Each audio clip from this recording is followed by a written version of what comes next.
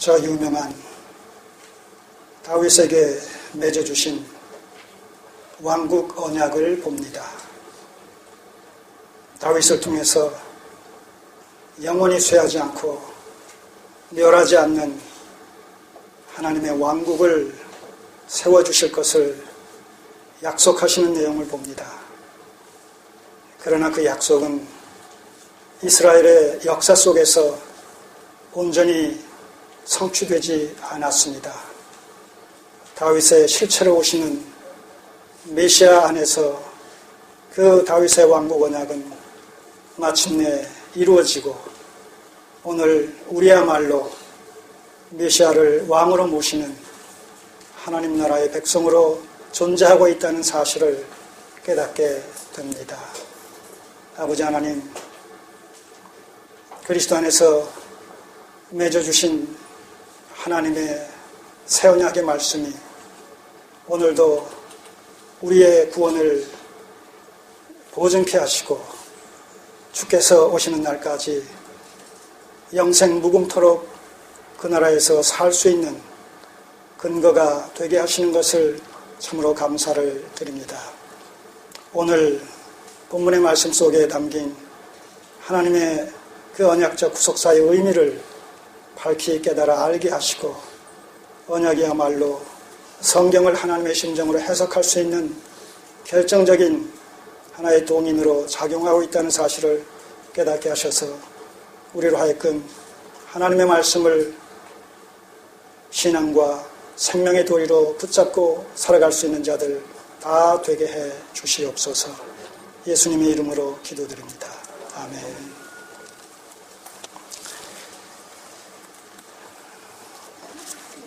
본문의 말씀에 근거해서 다윗과 맺으신 왕국 언약, 다윗과 맺으신 왕국 언약이라는 이런 제목으로 이 왕국 언약 속에 담겨진 하나님의 구속사적인 의미와 메시지를 같이 묵상하며 살펴보는 은혜의 시간이 되기를 소원합니다. 자, 우리는 언약적 구속사관에 입각해서 계속해서 지금 말씀을 연속적으로 보면서 강론을 하고 있습니다. 지난 그 주에 6장을 통해서 언약궤가 예루살렘 성 다윗성에 안치되는 그 과정을 우리가 살펴봤습니다. 이 언약궤는 여러분들이 기억을 하실지 모르겠는데 성막은 이 고정적인 성전을 솔로몬이 건축하기 전에 이스라엘 백성들은 하나님께서 그 식양을 일러주신 대로 성막을 성전 대신 치고 걷고 하면서 여기까지 오고 있습니다. 그래서 그 성막은 크게 셋으로 구분이 되어 있어요. 성막 뜰이 있고 그 다음에 성소가 있고 지성소가 있습니다. 언제 시간이 되면 이 성막에 대해서 전체적으로 한번 같이 살펴볼 수 있는 그런 기회를 가져볼 수 있을 줄 압니다. 성전 뜰이 있고 성소가 있고 지성소가 있습니다. 그리고 이 성소와 지성소 사이에는 하나의 휘장이 가로막혀 있습니다. 여러분, 복음서에서 예수님께서 십자가에 달려 죽으실 때 성전 휘장이 위서부터 아래까지 찢어져서 그 둘로 나뉘어지고 그 지성소 안이 다 보여지는 이런 그 하나의 현상이 나타났다고 복음서에 말씀하고 있지 않습니까? 그 휘장이 바로 성소와 지성소를 나누는, 구분하는 그런 커튼입니다. 이 언약궤는 그 맨 안쪽 지성소에 위치하고 있습니다. 그 언약궤 안에는 세 가지가 담겨 있는데 히브리서에서는 뭐라고 얘기합니까? 십계명 두 돌판, 그리고 만나, 그리고 아론의 쌍난 지팡이, 이 셋이 그 언약궤 속에 들어있다고 기록하고 있습니다. 그것이 각각 무엇을 의미하는지 나중에 기회가 있을 때 전체적으로 종합적으로 말씀을 드리겠습니다. 어쨌든 중요한 것은 뭐냐면 그 언약궤가 상징적으로 의미하는 바가 무엇이냐 이겁니다. 그것은 곧 하나님의 임재, 하나님의 보좌를 상징하고 그렇기 때문에 하나님의 임재와 통치의 현장이 됩니다. 언약궤는 하나님의 보좌를 상징하면서 동시에 임재와 통치의 상징이다. 자, 그러니까 다윗이 왕으로 이렇게 등극을 한 이후에 하나님의 뜻이 계셔서 언약궤를 70년 동안 기럇 여아림에 보관되어졌던 이 언약궤를 이제 예루살렘 다윗성에 안치시킨다라는 이 사건 속에는 엄청난 의미가 담겨 있는 겁니다. 언약궤의 다윗성 안치, 언약궤의 예루살렘성 안치. 자, 예루살렘 성에 다윗성에 언약궤가 안치되어졌다는 사실은 하나님께서 예루살렘 성의 주인이 되신다는 거예요. 다시 말해서 하나님께서 이스라엘의 참 왕이 되시고 참 통치자요 실권자가 되신다는 그런 의미가 거의 성립이 됩니다. 자, 하나님께서 참 왕이 되시고 이스라엘의 통치자요 참 실권자이다 라는 사실은 동시에 무엇을 또한 보증하느냐 하면 그렇기 때문에 그 하나님께서 세우신 다윗 왕의 정통성을 갖다가 또 인정한다는 그런 의미가 담겨 있습니다. 사울 왕은 하나님의 인준을 받을 수 있는 정통성을 가진 왕이 되지 못합니다. 왜 그렇습니까? 하나님의 뜻을 쫓아서 세워진 왕이 아니라 사람의 뜻을 쫓아서 세워진 왕이기 때문에. 그래서 그 결국이 그렇게 비참하게 끝날 수밖에 없었던 겁니다.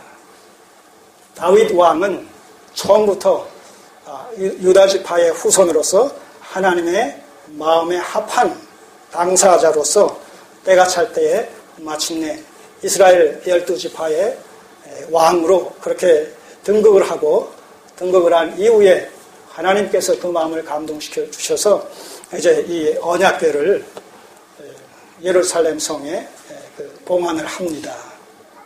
자, 그 예루살렘 성에 언약궤가 안치됐다는 그 사건 속에 담겨진 구속사적인 의미를 여러분들이 이제 바르게 깨달아야 되는 것이죠. 하나님의 임재의 상징이다. 자, 오늘 그 사건은 우리에게 어떤 의미를 가져다 줍니까? 바로 그리스도 안에서 오늘 우리가 누구예요? 바로 성전이요 성소가 되어진다는 거예요. 그래서 고린도전서 3장 16절에는 뭐라고 말씀하고 있습니까? 너희가 성령의 전인 줄 알지 못하느냐. 하나님께서는 구약 성전에 실체로 오셨습니다. 예수 그리스도는 구약 성전에 실체로 오셨습니다. 그래서 요한복음에 보시면 헤롯 성전을 가리켜서 주님께서 이 성전을 헐라. 그리고 내가 사흘 만에 다시 세우겠다. 그런 말씀을 우리가 봅니다. 사람들은 깜짝 놀랐을 뿐만 아니라 참담하도다. 망령된 이런 발언이라고 주님을 정죄했습니다. 그런데 요한은 뭐라고 얘기합니까? 바로 그 말씀은 성전된 자기 육체를 가리켜서 하신 말씀이다. 그렇게 해석을 하고 제자들조차도 그 상황에서 그 말의 의미를 깨닫지 못했습니다. 나중에 주님께서 죽으시고 사흘 만에 부활하신 그때 비로소 제자들이 아하, 그때 주님께서 이 성전을 헐라 사흘 만에 지으시겠다라는 말씀 속에 담겨진 구속사적인 의미가 무엇인지를 깨달았다라고 그렇게 얘기하고 있습니다. 바로 자신의 몸을 성전으로 그렇게 말씀하십니다. 자, 이제는 그 말씀이 어떻게 우리에게 유효하게 적용됩니까?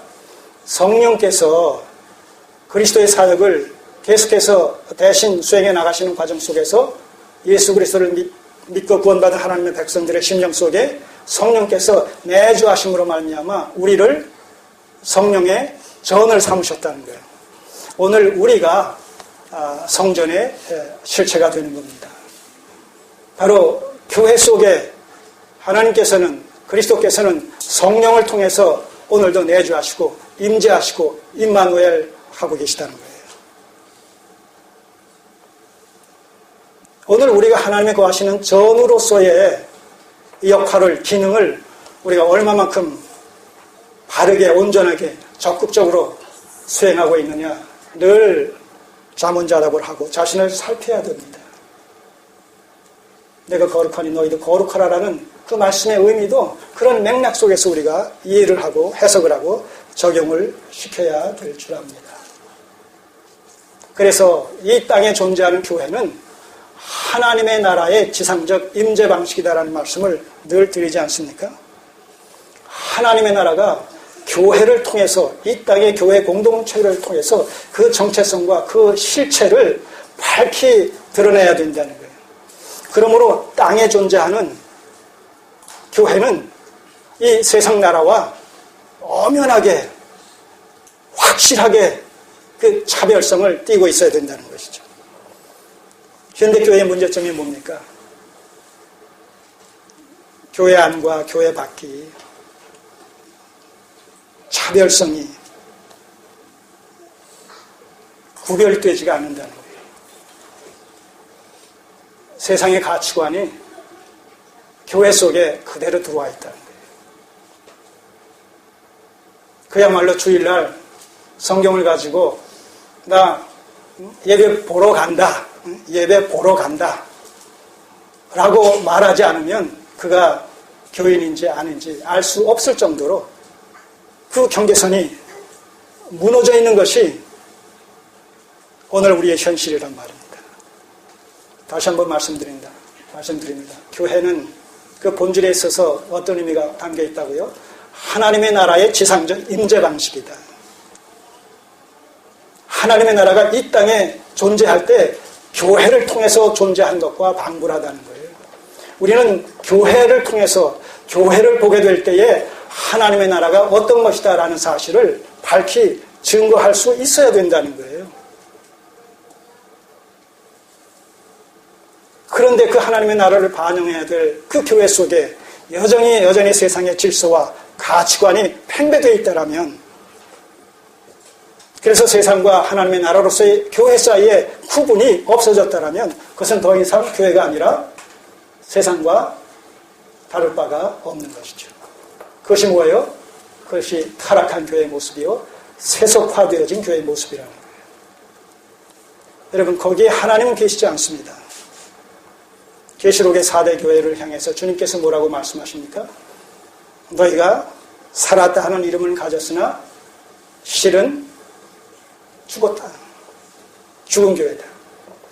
여러분, 세상에 죽은 교회가 얼마든지 있을 수 있어요. 하나님이 보실 때.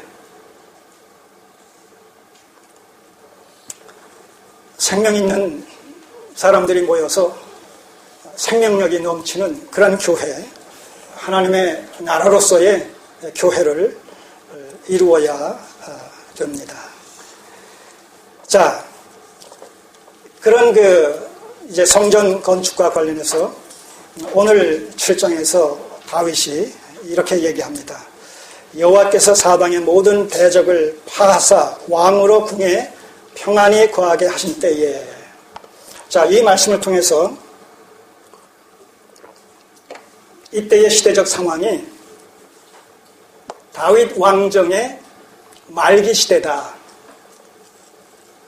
하나님께서 다윗을 통해서 주변 나라들을 다 정복해 하심으로 말미암아 적어도 외침의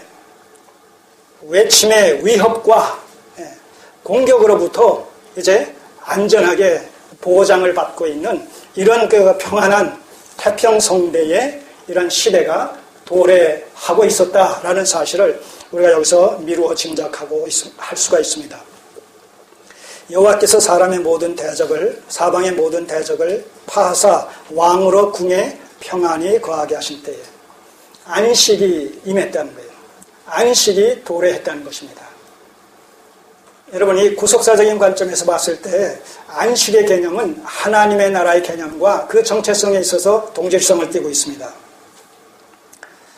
안식이 도래했다, 안식이 찾아왔다라는 얘기는 하나님의 나라가 임했다라는 말과 의미적으로 내통한다는 거예요.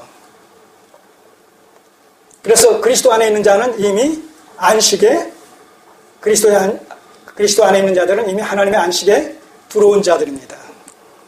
오늘 우리는 그리스도로 말미암아 그리스도에게 연합되어져서 그리스도 안에서 이 땅에 도래한 안식의 하나님의 나라에 이미 속해 있는 자들로 존재하고 있다는 거예요.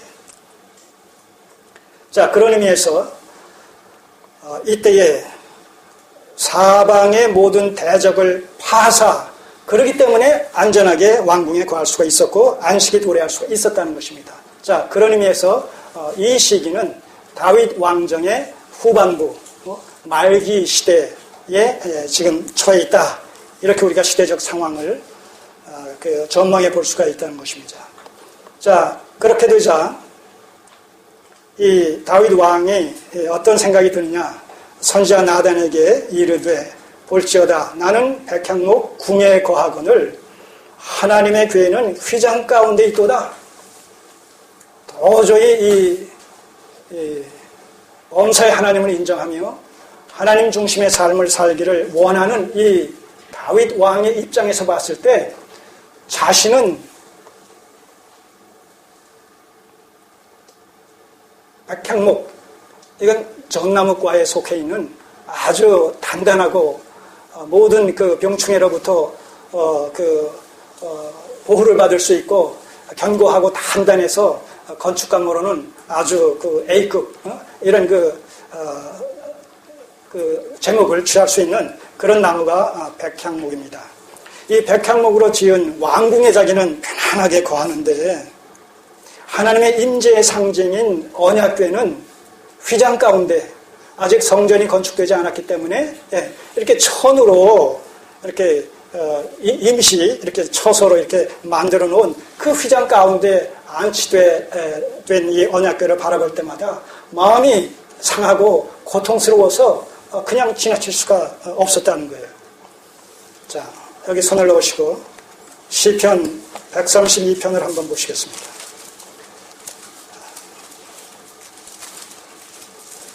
다윗의 심정이 어떠했는지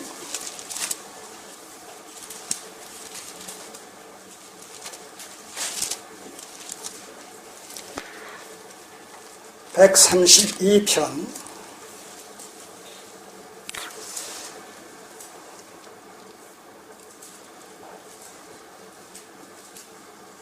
자, 2절 이하를 보시면 132편 2절 이하를 보시면 저가 여호와께 맹세하며 야곱의 전능자에게 서운하기를 내가 실로 나의 거하는 장막에 들어가지 아니하며 내 침상에 오르지 아니하며 내 눈으로 잠들게 아니하며 내 눈꺼풀로 졸게 아니하기를 여호와의 처소 곧 야곱의 전능자의 성막을 발견하기까지 하리라 하였나이다.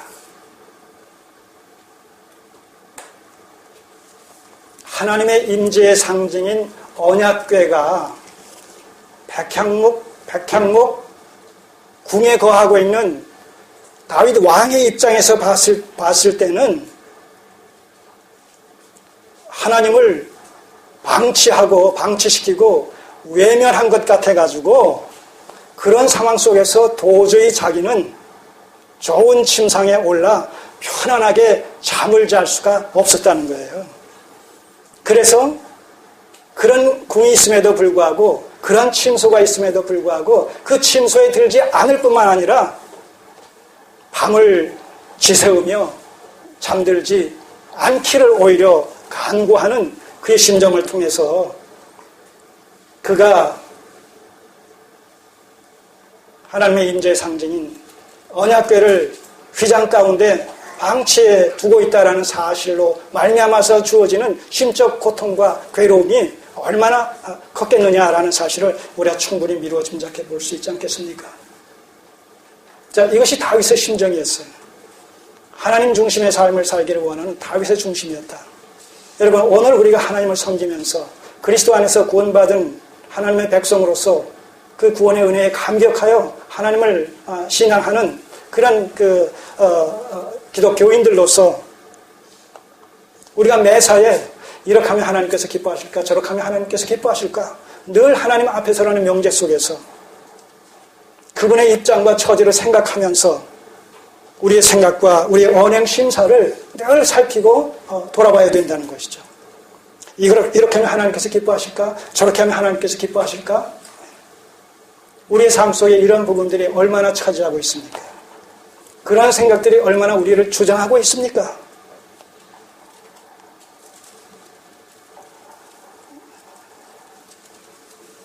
기분 내키는 대로, 감정이 폭발하는 대로 우리는 얼마나 쉽게 자기 소견을 쫓아서 자기 소견에 좋을 대로 처신하고 행동합니까? 그것이 하나님을, 그것이 성령을 근심 걱정 끼쳐드리는 일임에도 불구하고 그 일조차도 깨닫지 못하는 가운데 오직 우리의 이해관계에만 얽매이고 사로잡혀서 그렇게 처신하는 우리의 모습을 바라보게 될 때에 오늘 이 다윗의 이러한 심정은, 이러한 자세와 이러한 태도는 우리에게 우리 자신을 돌아보게 하는, 우리를 깊이 반성케 하는 그런 모습이 아닌가 하는 생각을 해보게 됩니다. 다시 돌아오셔서, 자, 그렇기 때문에 이 다윗이 그런 심정을 가지고 도저히 견딜 수가 없어서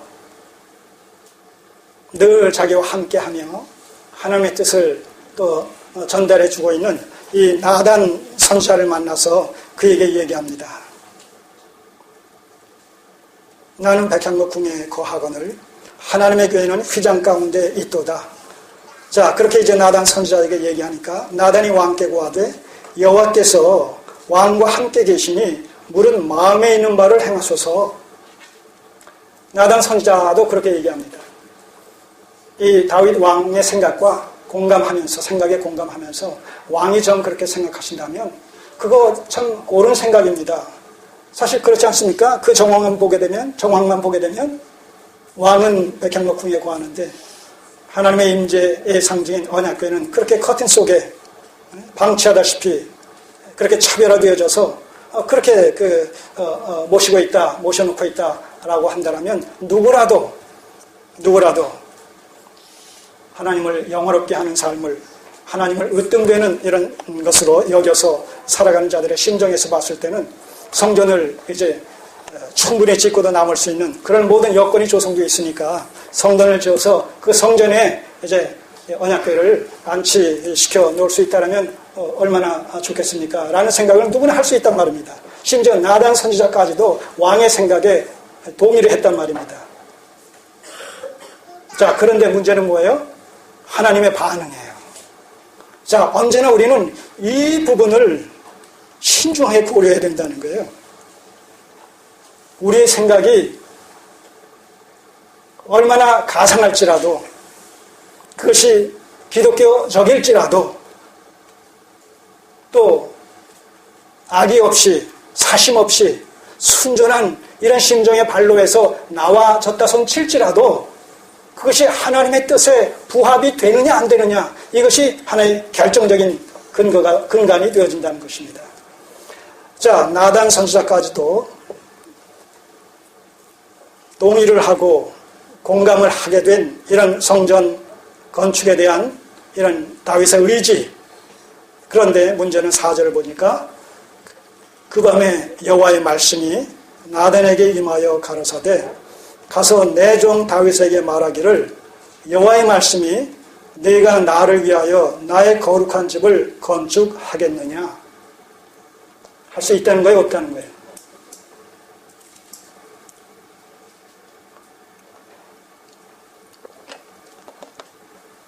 자, 여기 손을 넣으시고 역대상 같은 내용을 바벨론 포로 후에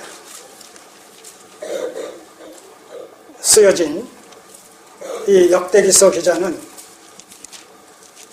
그 부분을 이렇게 주석하고 있습니다. 역대상 17장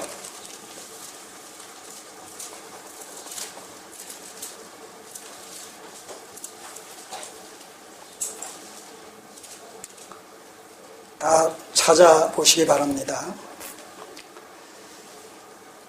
자, 17장이 바로 사무엘하 7장의 내용을 내용적으로 반복을 하고 있는 그런 대목입니다. 자, 3절. 그 밤에 하나님의 말씀이 나단에게 임하여 가라사대 가서 내 종 다윗에게 말하기를 여호와의 말씀이 사무엘하에서는 뭐라고 그랬어요? 네가 나를 위하여 나의 집을 건축하겠느냐 그렇게 말씀했죠. 사무엘하에서는. 근데 여기서는 뭐라고 역대서 기자는 해석합니까? 너는 나의 거할 집을 건축하지 말라.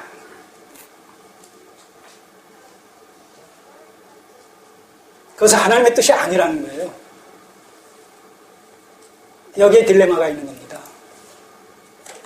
다윗은 하나님의 열심을 가지고 현실적인 상황 속에서 도저히 감당할 수 없을 정도로 죄송한 마음을 가지고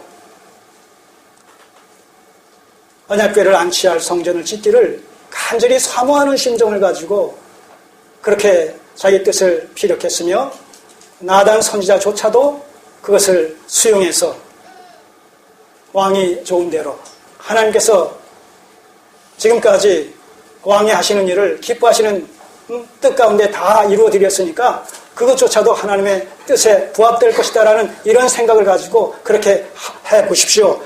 이렇게 권유를 했단 말입니다. 그런데 하나님께서는 나단 선지자를 통해서 그게 아니다. 그게 아니다. 나의 거할 집을 건축하지 말라. 여기서 하나님의 열심과 자기의 열심이 충돌하는 것을 봅니다. 하나님의 열심과 자기 열심의 충돌. 우리는 이 대목에서 또다시 로마서 10장 2절 3절의 말씀을 떠올리게 됩니다. 너희가 하나님께 열심이 있으나 지식을 쫓은 것이 아니라 하나님의 뜻을 따라 하나님께 열심을 낸 것이 아니라 하나님의 일은 하나님의 뜻에 기초해야 된다는 거예요. 여러분, 경기하는 자가 룰을 쫓아 경기해야 됩니다. 요즘 소치 올림픽에서 특별히 이 쇼트 그 경기를 보게 되면 분명히 1등으로 들어왔고 2등, 3등으로 들어왔는데 나중에 심판들의 이런 그 비디오 판정에 의해 가지고 거기서 무효화가 되어진 것을 자주자주 종종 봅니다. 중요한 것은 기술도 중요하고 스피드도 중요하지만 법을 지켜야 된다는 거예요. 그래서 성경은 성도의 신앙생활을 경기하는 경기자에 비유하고 있습니다. 오늘 우리는 천상의 곤양을 향해서 순례의 여정길을 떠난 이런 그 순례자들이다. 그 순례의 여정길을 우리는 하나님의 말씀의 원리를 쫓아 하나님의 기뻐하시는 뜻을 따라 바르게 그 순례의 여정길을 시종일관하게 달려가야 된다는 거예요. 그렇지 못할 때 어떤 일이 일어나요? 하나님의 열심을 지식을 쫓아 행하지 않을 때에 하나님의 의를 모르고 자기 의를 세우려고 힘써 하나님의 의에 복종치 아니했다는 거예요. 나더러 주여 주여 하는 자마다 다 천국에 들어갈 것이 아니라 하늘에 계신 내 아버지의 뜻대로 행하는 자라에 들어간다는 거예요. 하나님의 말씀을 통해서 하나님의 원하시는 기뻐하시는 뜻이 무엇인지를 바르게 우리가 분별을 하고 정립을 해서 그 원칙과 원리에 근거해서 하나님을 섬겨야 된다는 겁니다. 나단과 다윗이 합의해서 하나님의 뜻으로 명실상부하게 확신을 함으로 말미암아 왕의 뜻대로 성전 건축을 나단 선지자도 동의를 했습니다만 하나님의 뜻과는 어긋났다는 거예요. 자, 22장으로 한번 넘어와 보세요. 역대상 22장.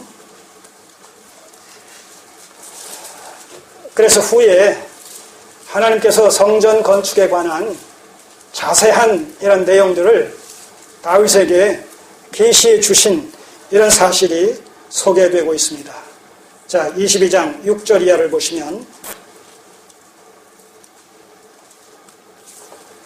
성전 건축과 관련해서 왜 하나님께서 다윗의 성전 건축의 의지를 만류하고 막으시고 다윗의 아들 솔로몬에게 성전 건축의 이런 사명을 주셨는지를 여기서 우리가 살펴볼 수가 있습니다.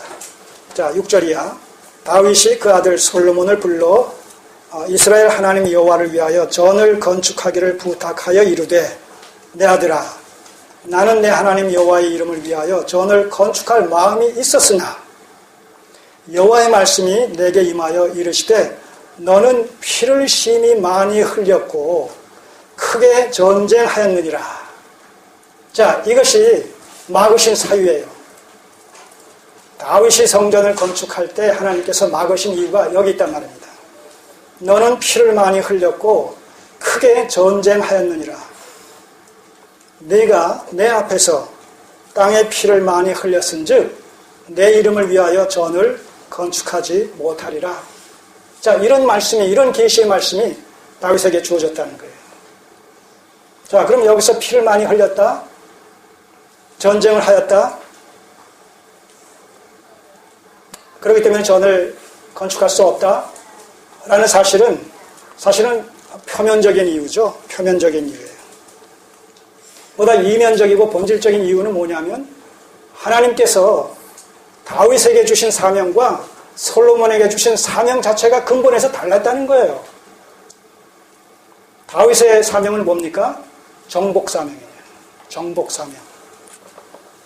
하나님께서 아브라함 언약을 통해서 가나안 지경을 주시겠다라고 약속하신 그 모든 지경을 다윗을 통해서 전쟁의 방식을 통해서 정복하게 하심으로 말미암아 아브라함 언약을 성취시키려고 하시는 이런 하나님의 의도가, 의중이 있으셨다는 거예요.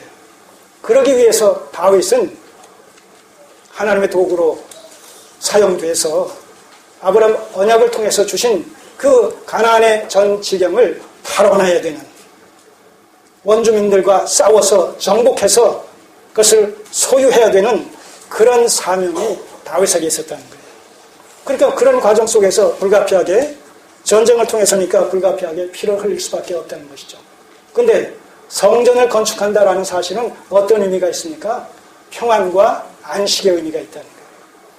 왜냐하면 이 성전을 건축한다 할 때 이때는 성전 건축의 말 그대로 성막을 건축하는 것이 아니라 성전을 건축한다는 거예요.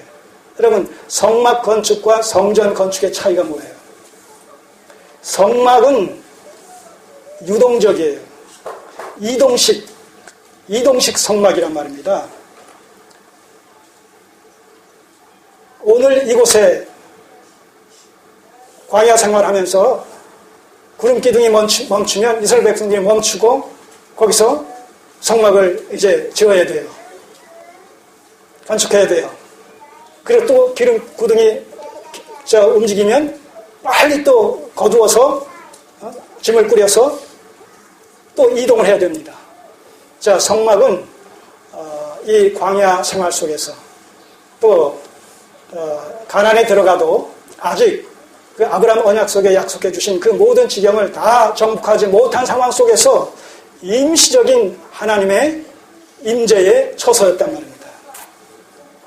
임시적인 처소의 성격을 띠고 있단 말입니다. 그런데 이것이 성전으로 이제 바뀌어지면 어떻게 돼요? 고정적인 하나님의 임재의 처소가 된단 말입니다. 자, 성막으로서 이동식과 이제 성전으로서 고정식이 되어지면 그것은 뭐예요? 이제 모든 전쟁이 다 끝났다는 거예요. 정복의 역사가 끝났다는 거예요. 모든 외침으로부터, 외세로부터 안전하게 보장되어졌다는 거예요. 비로소 하나님의 안식이 임해진다는 것이고, 그것은 동시에 하나님의 신정왕국이 하나님의 나라로서의 정체성을 명실상부하게 그렇게 표명을 하고 구현을 하고 있다라는 그런 하나의 그 의미가 성립이 되어진다는 거예요. 자, 그런 의미에서 성전 건축은 평화와 안식과 안정의 상징이 되어진다는 것이죠. 자, 그러니까 그것은 다윗의 이 정체성과 다윗의 사명과는 맞지 않다는 거예요. 그래서 솔로몬의 의미라는 것이 바로 평안과 평화와 안녕과 이런 뜻이 솔로몬의 이름 속에 담겨 있다는 것이죠. 전쟁을 통해서 정복의 사역은 다윗에게 맡겨진 사명이요. 그 결과로서 성전을 짓고 하나님의 나라의 실질로서 신정 왕국을 이제 통치해야 될 사명이 솔로몬에게 주어졌다는 것이죠. 각자에게 주어진 사명이 이렇게 다르다는 겁니다. 자, 그래서 그 후에 보세요. 9절. 그래서 하나님께서 다윗에게 그렇게 말씀을 하신 거예요. 한 아들이 네게서 나리니 저는 평강의 사람이라. 내가 저로 사면 모든 대적에게서 평강하게 하리라. 그 이름을 솔로몬이라 하리니 이는 내가 저의 생전에 평안과 안정을 이스라엘에게 줄 것임이니라. 자, 이런 그 계시의 말씀을 다윗에게 주셨다는 것입니다. 저가 내 이름을 위하여 전을 건축할지라. 저는 내 아들이 되고 나는 저의 아비가 되어 그 나라의 위를 이스라엘 위에 굳게 세워 영원까지 이르게 하리라 하셨나니. 자, 이런 내용을 통해서 하나님께서는 다윗이 성전 건축할 이런 그 의지를 일단 멈추게 하시고 그의 아들 중에 한 아들을 통해서 성전을 건축하게 하실 것이다라는 하나님의 의지를 표명하는 이런 내용들을 보게 됩니다. 자, 중간에 건너뛰어서 11절을 보시겠습니다.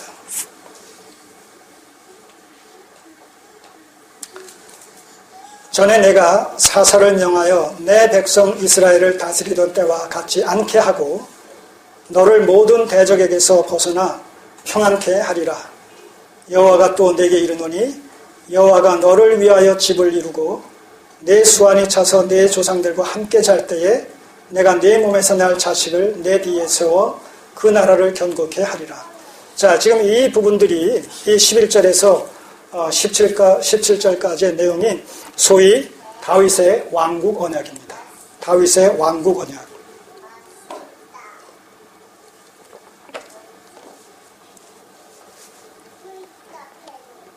다윗을 견고하게 그 왕위를 붙들어 주시고 또 보존해 주실 뿐만 아니라 그 아들로 하여금 하나님의 거하실 집, 곧 성전을 짓게 하셔서 그 위를 영원히 보존하시고 견고케 해주실 것이다라는 바로 이 부분이 소위 다윗의 왕국 언약입니다. 근데 여러분들이 지금 이 7장 그 내용대로 17절까지의 내용들을 갖다가 보시면 여기에 언약이라는 또 약속이라는 이런 용어가 전혀 나오지 않고 있습니다. 자, 언약과 약속이라는 이런 용어가 나오지 않는다고 해서 언약이 될 수 없고 약속이 될 수 없다는 것이 아닙니다. 자, 시편 89편을 한번 보시면 이 사무엘하 7장에서는 그런 용어가 나오지 않지만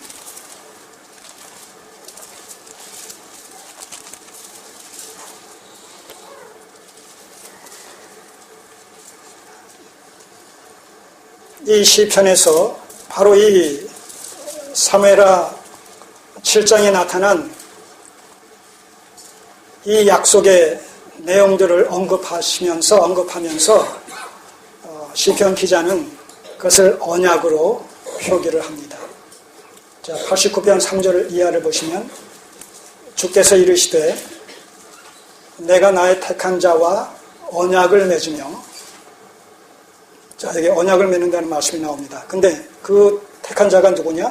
내 종 다윗에게 맹세하기를 내가 네 자손을 영원히 견고히 하며 네 위를 대대에 세우리라 하였다 하셨나이다.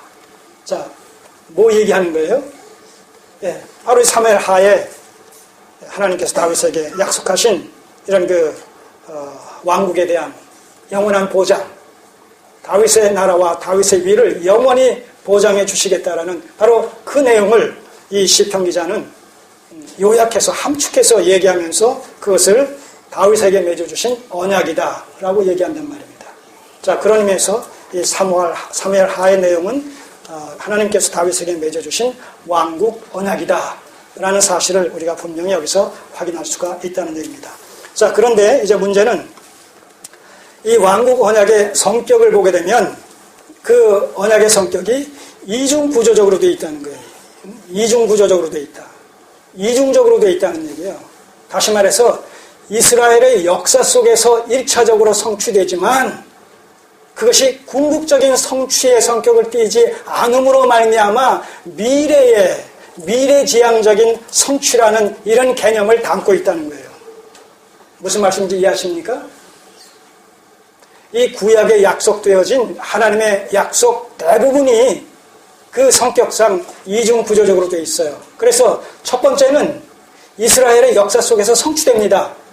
근데 이스라엘의 역사 속에서 성취되는 그것이 궁극적인 성취를 의미하지 않는단 말입니다. 예를 들어서 이 다윗 왕국도 지금 이 다윗 왕국의 내용을 보게 되면 하나님께서 다윗의 아들로 하여금 후손들 중에 한 사람에게 하나님의 집을, 그 성전을 건축하게 하시고 그 나라의 위를 영원히 보장해 주신다고 말씀하셨어요. 자, 그런데 어떤 일이 일어나서 이스라엘 역사 속에서 솔로몬 때까지는 성취가 됐어. 이 왕국 언약이 제대로. 근데 솔로몬 이후에 그의 아들 세대에 가서 어떻게 됐습니까? 통일 이스라엘이 남북 이스라엘로 분열되어 버렸단 말입니다. 분열되어 버렸을 뿐만 아니라 그 북이스라엘은 BC 722년에 아수르에 의해서 멸망당해 버렸어요. 세상 역사 속에서 이스라엘이라는 존재가 사라져 버렸단 말입니다. 단지 남유다만은 그래도 바벨론에 의해서 멸망당했을지라도 70년이 마침에 포로 생활로부터 다시 귀환하게 되죠. 그러나 그 이후에 그 다윗의 이 왕권이라는 것은 계속해서 유지되어지느냐 하면 그렇게 되어지지 않는단 말입니다. 흐지부지 되어져 버린단 말입니다. 자, 그러므로 말미암아 유명무실하게 되어버렸어요. 이것이 의미하는 바가 뭡니까? 다윗에게 약속해 주신 왕국 언약이라는 것은 이스라엘의 역사 속에서 예비적인 성취를 보았지만 그러나 그 실질적이고 실제적인 성취는 미래에 있다는 것이죠. 그 미래에 있다는 것이 뭡니까? 바로 메시아를 통한 메시아 왕국의 도래를 예시하고 있다는 거예요. 그래서 다윗의 왕국 언약은 메시아로 말미암는 메시아 왕국의 도래를 미래지향적으로 예시하고 있다. 이렇게 정리할 수가 있다는 거예요. 그래서 이중 구조적으로 되어 있다는 거예요. 그 미래지향적인 메시아 왕국의 도래가 누구를 통해서 누구에게서 성취됐습니까? 바로 예수 그리스도 참 다윗이요 성전의 실체 되신 예수 그리스도의 구속 안에서 바로 구속함을 받은 하나님의 택한 백성들 교회 공동체를 통해서 이 다윗의 왕국은 신약시대에 현실적으로 성취됐고 이제 종말론적으로 주께서 재림하실 때 온전히 성취가 될 겁니다. 자, 이때가 우리가 대략적으로 BC 한 1000년 정도 남짓 되어졌던 그런 시기라고 한다면 이 다윗에게 맺어주신 다윗 왕국 언약이 1000년의 세월을 세상 역사를 방편 삼아 진행되어지는 가운데 이제 예수 그리스도의 십자가의 구속 안에서 비로소 성취가 되는 모습을 봅니다. 고난의 종에 대한 이사야의 예언이 예언된 이후에 700여 년 가까이 지나서 바로 메시아의 실체되신 예수 그리스도께서 오심으로 말미암아 그 메시아 예언이 성취가 됩니다. 말라기서를 근거로 해서 봤을 때는 400년 정도가 지난 이런 신학시대에 그 예언들이 성취가 됩니다.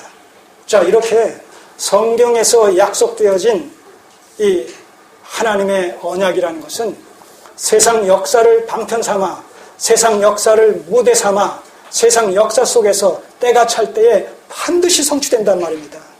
여러분, 이것보다 더 큰 기적이 어디 있어요? 하나님께서 하나님의 백성들에게 약속하신 말씀들이 수백 년, 수천 년이 지난 후에 우리가 살고 있는 이 현실 속에서, 세상 역사 속에서 그 역사를 방편 삼아, 무대 삼아 그 역사 속에서 성취되어진다는 거예요. 지금까지 성취되어져 왔단 말입니다. 늘 말씀드리지만 이제 남은 유일한 약속이 뭐겠어요? 큰 약속 중에 유일한 약속, 예수 그리스도의 재림의 약속도 그런 의미에서 성취되겠습니까? 안 되겠습니까? 성취될 수밖에 없다는 것이죠.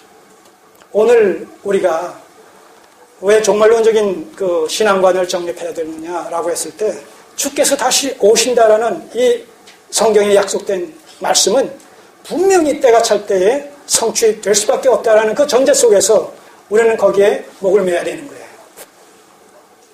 다시 오실 주님 앞에 우리 모두가 다 설 수밖에 없고 우리의 신앙의 내용을 점검받아야 된다는 거예요. 여러분, 이 사실이 믿어지지 않고 이 사실이 없다라면 오늘 우리는 이 자리에 있을 필요도 없잖아요. 이 좋은 날에.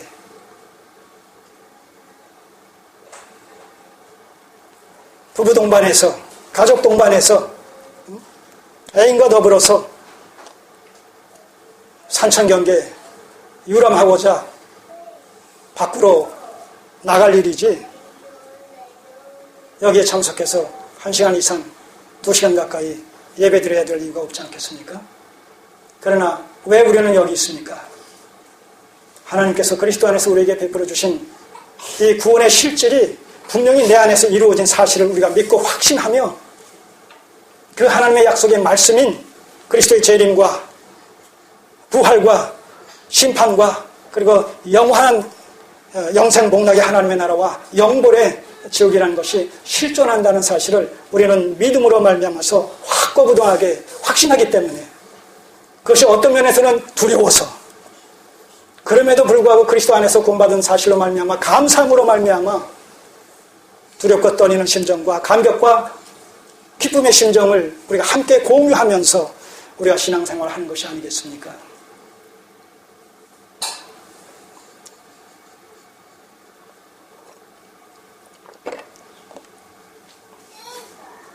스스로 자기 기만에 빠지지 마시기 바랍니다. 자기 기만에 빠지지 마시기 바랍니다. 이 정도면 되겠지. 이래도 되겠지. 천만의 말씀. 마음에 품은 것조차도 낱낱이 드러내신다고 하셨어요. 어둠의 일을 밝히 드러내신다고. 마음에 품은 생각조차 밝히 드러내신다고. 하나님 앞에서 우리의 실존이 벌거벗은 것 같이 드러난다고 이렇게 말씀하고 계십니다. 우리의 신앙생활 좀 더 솔직했으면 좋겠어요. 정말 어린아이와 같이 천진난만한 이런 심정으로 하나님을 신앙하고 경외했으면 좋겠습니다. 이해관계에 따져서 주판을 놓듯이 계산적으로 이런 것이 아니라 그렇다 하면 하나님의 약속의 말씀이 이렇다 하면 그런 줄 알고 저렇게 하면 그런 줄 알고 있는 그대로 믿고 따르는 그런 그 솔직한 성실한 그런 신앙 자세가 필요하다고 생각이 되어집니다. 자, 여기서 중요한 것이 뭐냐면 이 성전을 지을 이 약속의 당사자가 다윗의 아들이며 동시에 하나님의 아들이라는 사실이에요. 자, 14절을 보시면 나는 그 아비가 되고 그는 내 아들이 되리니. 네. 다윗의 아들과 하나님의 아들, 하나님의 아들과 다윗의 아들. 자, 이것은 1차적으로 그 다윗의 아들이 하나님의 거하실 전을 짓겠다고 말씀하셨으니까 1차적으로 솔로몬 당대에 솔로몬에 의해서 성취가 됩니다. 그런데 아까 말씀드린 대로 그 나라의 위를 그 아들로 하여금 그 나라의 위를 영원히 계승토록 보존해 주시겠다고 했는데 실제가 그렇게 안 된 것으로 말미암아 이것은 솔로몬을 지나서 제2의 솔로몬을 갖다가 우리가 염두에 둬야 된단 말입니다. 자, 마태복음 12장을 보세요. 마태복음 12장.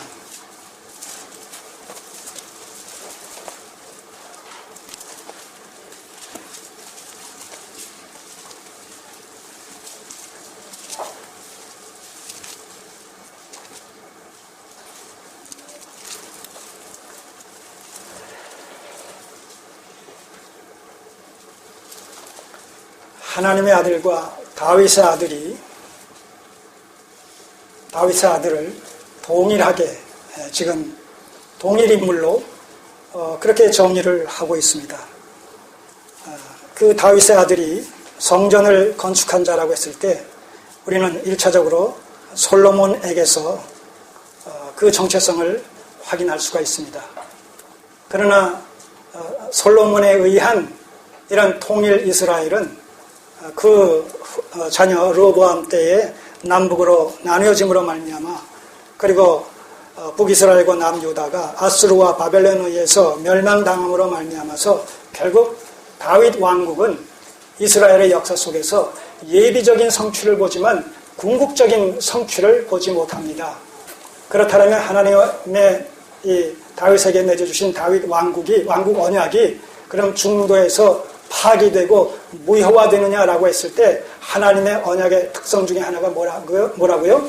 결코 하나님의 언약은 중간에서 무효화되거나 파기될 수 없는 실현성의 이런 특징을 갖고 있다는 그런 관점에서 봤을 때에 이스라엘의 역사 속에서 1차적이고 예비적으로 성취되지만 그러나 궁극적인 성취는 미래지향적으로 또 남겨져 있다는 사실을 우리가 보게 되는 것이죠. 자, 그런 의미에서 성전 건축의 당사자인 이 다윗의 아들 솔로몬은 그 말씀 속에 담긴 다윗의 아들의 실체가 아니었다는 것이죠. 자, 이 마태복음 12장을 보시면 이런 내용이 나옵니다.